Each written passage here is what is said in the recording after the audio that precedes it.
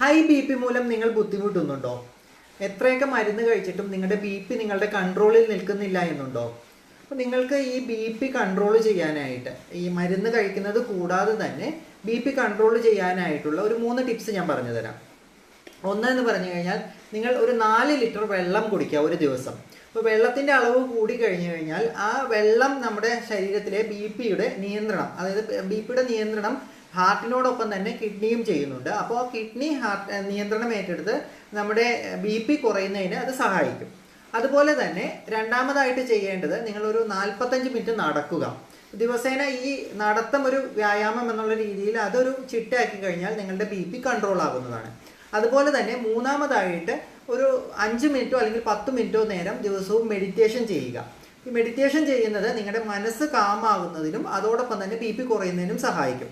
പല ആളുകൾക്കും B P കൂടുന്നതിനുള്ള ഒരു പ്രധാന കാരണം അവർ അനുഭവിക്കുന്ന ടെൻഷനുകളും സ്ട്രെസ്സുകളുമാണ്. അപ്പോൾ ഈ സ്ട്രെസ്സുകൾ നിയന്ത്രിക്കാനും ഈ ടെൻഷൻ കുറയാനും മെഡിറ്റേഷൻ ചെയ്യുന്നത് നമ്മളെ വളരെയധികം സഹായിക്കുന്നുണ്ട്.